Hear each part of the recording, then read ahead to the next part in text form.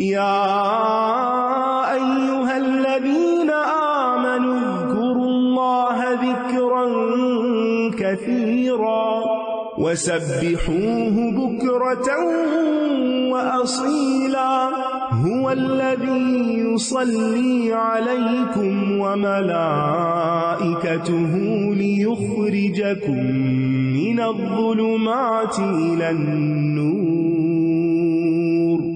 وكان بالمؤمنين رحيما تحيتهم يوم يلقونه سلام وأعد لهم أجرا كريما يا أيها النبي إنا أرسلناك شاهدا ومبشرا ونذيرا وداعيا إلى الله بإذنه وسراجا منيرا وبشر المؤمنين بأن لهم من الله فضلا كبيرا ولا تطع الكافرين والمنافقين ودع أذاهم وتوكل على الله وكفى بالله وكيلا يا أيها الذين آمنوا إذا نكحتم المؤمنات ثم طلقتموهن من قبل أن تمسوهن فما لكم عليهن من عدة تعتدونها فمتعوهن وسرحوهن سراحا جميلا يا أيها النبي إنا أحللنا لك أزواجك اللاتي آتيت أجورهن وما ملكت يمينك مما أفاء الله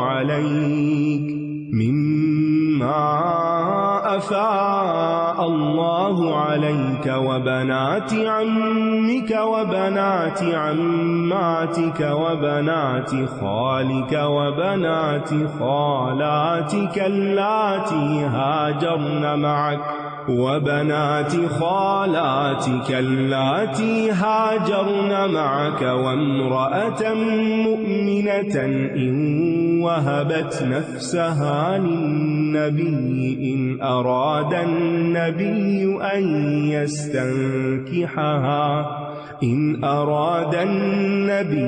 أن يستنكحها خالصة لك من دون المؤمنين قد علمنا ما فرضنا عليهم في أزواجهم وما ملكت أيمانهم لكي لا يكون عليك حرج وكان الله غفورا رحيما ترجي من تشاء منهن وتؤوي إليك من تشاء ومن ابتغيت ممن عزلت فلا جناح عليك ذلك أدنى أن تقر أعينهن ولا يحزن ويرضين بما آتيتهن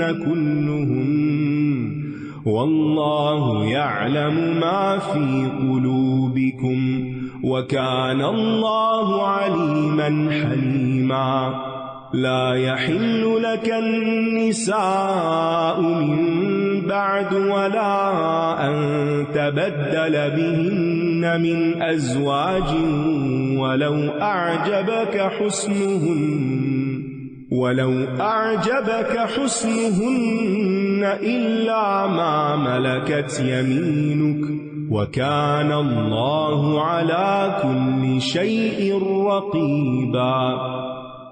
اے لوگو جو ایمان لائے ہو، اللہ کو بہت کثرت سے یاد کرو، یعنی لوگوں کی باتوں میں الجھنے کی بجائے اللہ کے ذکر اور تسبیحات کی کثرت کرو. ہم اپنی زندگیوں پر ذرا غور کریں، اپنا محاسبہ خود کریں کہ ہماری باتیں زیادہ ہوتی ہیں یا ذکر زیادہ ہوتا ہے.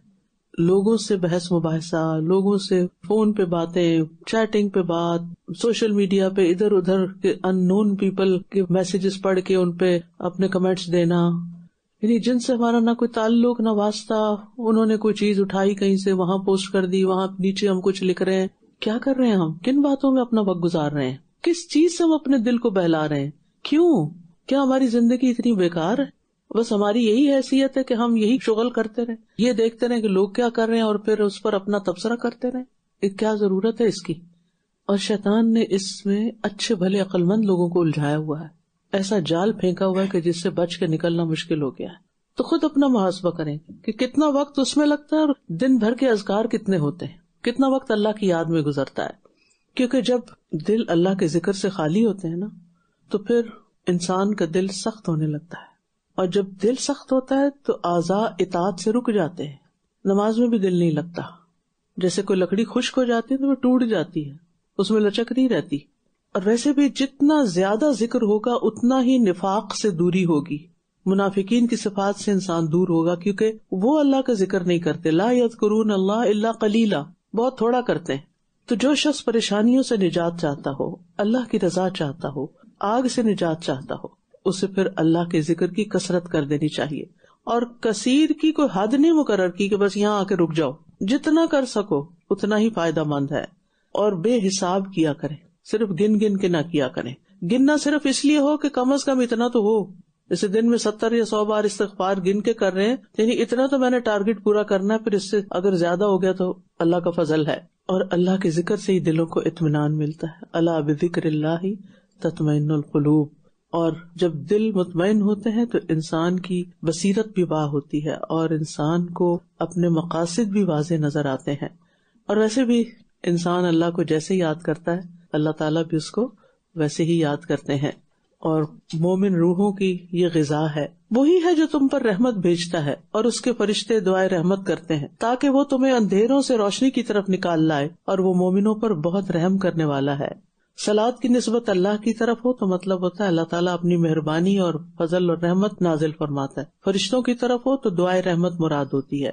اور پھر اللہ کو بکثرت یاد کرنے میں اللہ تم پر اپنی رحمت نازل کرتا ہے، اور رحمتوں کا نزول فرشتوں کے ذریعے سے بھی ہوتا ہے.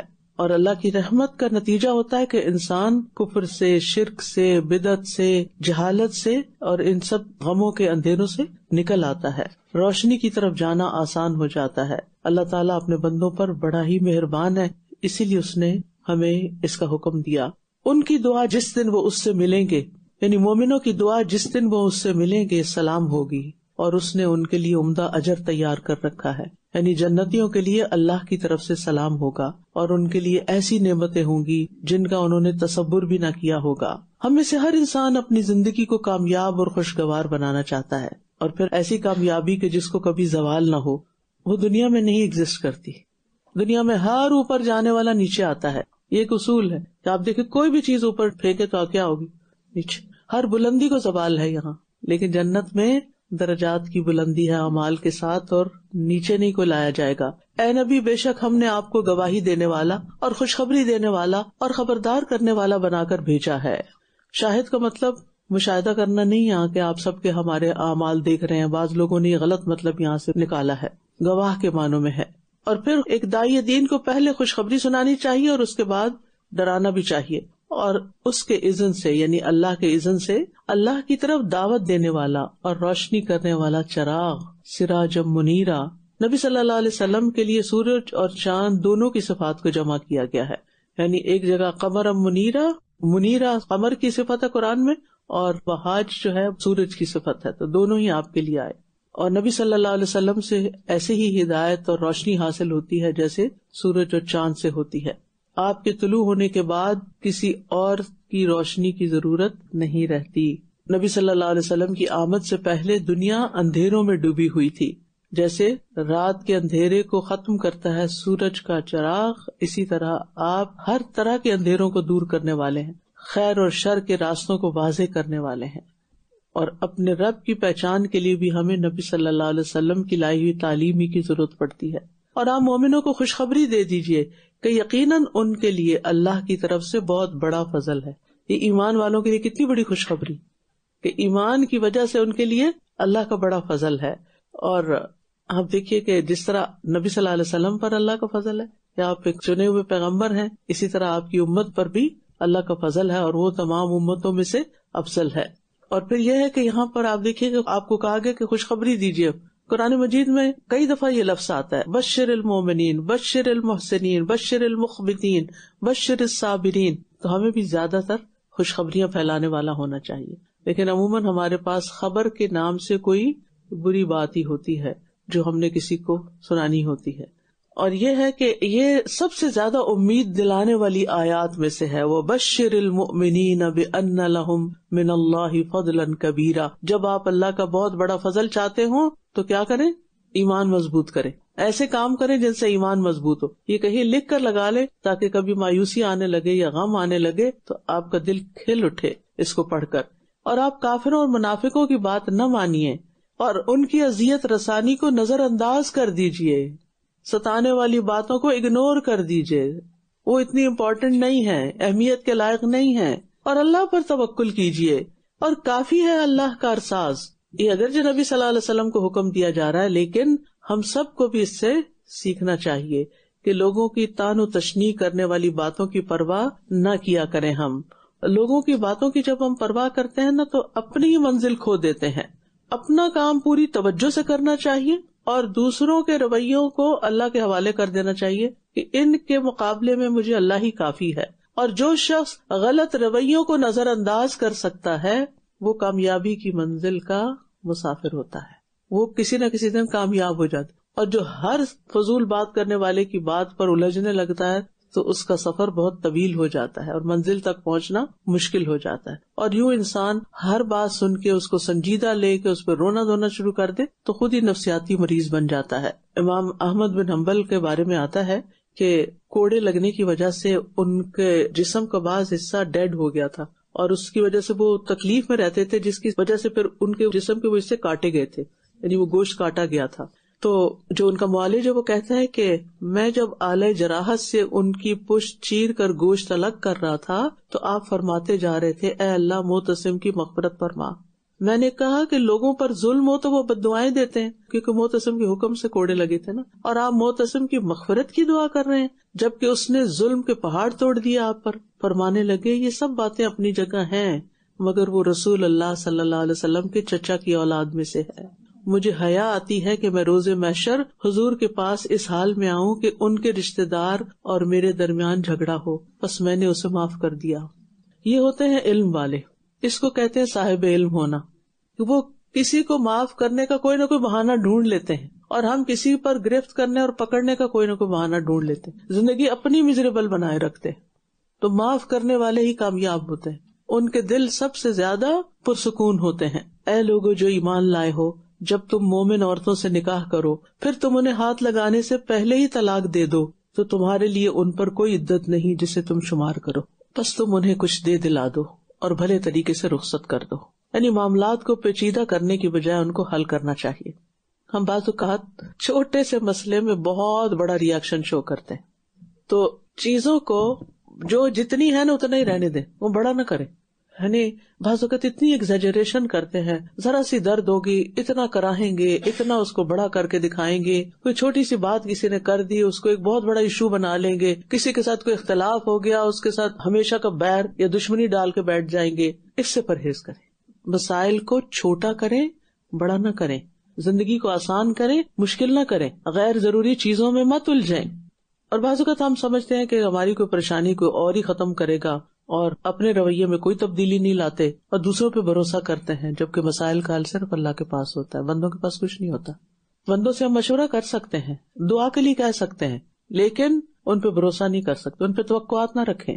تو یہاں کیا ہے، کسی کے ساتھ نکاح ہوا، پیپر ورک ہوا، ایک لڑکی کسی ملک میں، لڑکا کسی ملک میں ہے، رخصتی نہیں ہوئی، طلاق ہو گئی، کوئی عدت نہیں ہوگی لڑکی کی، ٹھیک ہے، کیونکہ رخصتی نہیں ہوئی، ملاقات نہیں ہوئی. بعض اوقات ایک فارمل رخصتی ہوتی ہے نا، اور بعض اوقات نکاح ہو جاتا ہے اور لڑکا لڑکی آپس میں ملاقاتیں شروع کر دیتے ہیں تو وہ رخصتی ہی کے ضمن میں آتا ہے، پھر عدت ہوگی، ٹھیک ہے. اور اگر وہ کبھی بھی اکیلے میں نہیں ملے، صرف پیپر ورک ہوا تھا، تو پھر عدت نہیں ہوگی. اے نبی، بے شک ہم نے آپ کے لیے آپ کی بیویاں حلال کر دی جن کے مہر آپ نے ان کو ادا کر دیے. تو بیوی کے حلال ہونے کے لیے مہر کی ادائیگی ضروری ہے. اور وہ لونڈیاں بھی جو آپ کی ملکیت میں ہیں، اس میں سے جو اللہ نے آپ پر بطور غنیمت لوٹایا ہے، اور آپ کے چچا کی بیٹیاں، اور آپ کی پھپھیوں کی بیٹیاں، اور آپ کے ماموں کی بیٹیاں، اور آپ کی خالاؤں کی بیٹیاں، وہ جنہوں نے آپ کے ساتھ ہجرت کی، اور وہ مومن عورت بھی جو اپنا آپ نبی کے لیے ہبہ کر دے اگر نبی اس سے نکاح کا ارادہ کریں. یہ اجازت مومنوں کے لیے نہیں، یعنی کوئی عورت اپنے آپ کو کسی مرد کے لیے ہبہ نہیں کر سکتی، بلکہ پراپر نکاح ہوگا، حق مہر ادا کیا جائے گا. یہ اجازت مومنوں کے لیے نہیں، صرف آپ کے لیے خاص ہے. ہم خوب جانتے ہیں جو ہم نے ان پر ان کی بیویوں اور لونڈیوں کے معاملے میں فرض کیا ہے، تاکہ آپ پر کوئی تنگی نہ ہو، اور اللہ بہت بخشنے والا، نہایت رحم کرنے والا ہے. کیونکہ آپ کی ذمہ داریاں بڑی تھیں، لہٰذا آپ کو بہت سی چیزوں سے ایگزمپٹ کیا گیا. تو یاد رکھیے کہ ہمارے دین میں کچھ احکامات صرف نبی صلی اللہ علیہ وسلم کے ساتھ خاص ہیں، ان کے خاص مقام کی وجہ سے. جیسے آپ پر حق مہر ادا کرنا واجب نہیں تھا، نان نفقہ واجب نہیں تھا، لیکن آپ نے پھر بھی کیا. 4 سے زیادہ بیویوں کی اجازت آپ کے لیے ہے، دوسرے مومنوں کے لیے نہیں. اور ان میں سے جسے آپ چاہیں اپنے سے الگ رکھیں، اور جسے چاہیں اپنے پاس رکھیں. آپ پر عدل کرنا بھی واجب نہیں تھا. اور جنہیں آپ نے الگ کر دیا ہو ان میں سے کسی کو اپنے پاس بلا لیں تو آپ پر کوئی گناہ نہیں. یہ زیادہ قریب ہے کہ ان کی آنکھیں ٹھنڈی رہیں اور وہ غمگین نہ ہوں. عورت کے جذبات کا لحاظ رکھا گیا، اور ان عورتوں کو چونکہ بہت بڑا مقام ملا تھا ان ازواج مطہرات، لہٰذا ان کے لیے کچھ مقامات پر قربانی کرنا بھی تھا. یعنی کوئی بھی چیز فری نہیں ہوتی. جب آپ کو کوئی خاص چیز ملتی ہے تو اس کی قیمت بھی ہوتی ہے. یعنی کوئی ایسا تو نہیں پڑھے لکھے بغیر کوئی ڈگری حاصل کر لے، یعنی آپ نے قیمت پے کی، یعنی صرف فیس نہیں پے کی بلکہ دن رات لگائے اس کے لیے. تو اسی طرح نبی صلی اللہ علیہ وسلم کی امت کے لیے دن رات قربانیاں تھیں، اور آپ کے نکاح کوئی کسی عیش و عشرت کے لیے نہیں تھے، بلکہ وہ بھی بہت بڑی ذمہ داریاں تھیں اور بعض مقاصد اور وجوہات تھی جن کی وجہ سے آپ نے یہ نکاح کیے. تو پھر چونکہ وہ ایک مخصوص صورتحال تھی جس کی وجہ سے آپ پر سے یہ ساری پابندیاں اٹھا لی گئی. اور خواتین کو بھی انڈائریکٹلی سمجھا دیا گیا کہ یہ اللہ نے نبی کو اجازت دی ہے کہ وہ تمہیں چاہے تو پاس رکھیں چاہے تو نہ رکھیں، لیکن آپ کے ساتھ ان کا ایک تعلق ہو جانا، ایک رشتہ قائم ہو جانا، یہی بہت بڑی سعادت کی بات ہے. اور وہ سب کی سب اس پر راضی رہیں جو آپ ان کو دیں. یعنی اگر کہیں سے ایکسپیکٹیشن ہو کچھ بھی نہیں مل رہا تو کچھ مل جائے تو انسان کو بڑی خوشی ہوتی ہے. اور اللہ خوب جانتا ہے جو تمہارے دلوں میں ہے. تو ازواج مطہرات کو بھی کیا بتایا گیا کہ دل میں بھی برا خیال نہیں لانا، اور اللہ بہت علم والا، بہت حلم والا ہے. یعنی پوشیدہ خبروں کو جاننے کے باوجود، علم رکھنے کے باوجود بھی بردباری سے کام لیتا ہے. فلہ الحمد. اس کے بعد دیگر عورتیں آپ کے لیے حلال نہیں ہیں، اور نہ یہ حلال ہے کہ آپ ان کے بدلے کوئی دوسری بیویاں لے آئیں، اگرچہ ان کا حسن آپ کو پسند آئے، سوائے ان کے جو آپ کی ملکیت میں ہے، اور اللہ ہر چیز پر خوب نگران ہے. یہاں اللہ کی طرف سے رسول اللہ صلی اللہ علیہ وسلم کی ازواج کی قدردانی کی جا رہی ہے. یعنی اللہ تعالیٰ بندوں کی قربانیوں، ان کے اعمال اور حکم ماننے کی قدردانی بھی کرتا ہے. اللہ تعالیٰ ہر چیز پر رقیب ہے، یعنی تمام امور کی خود نگرانی کر رہا ہے، اور اس بات سے خوب باخبر ہے کہ ان کا انجام کیا ہوگا. اور اللہ تعالیٰ ان کی تدبیر بہترین نظام اور عمدہ ترین انداز میں کرنے والا ہے.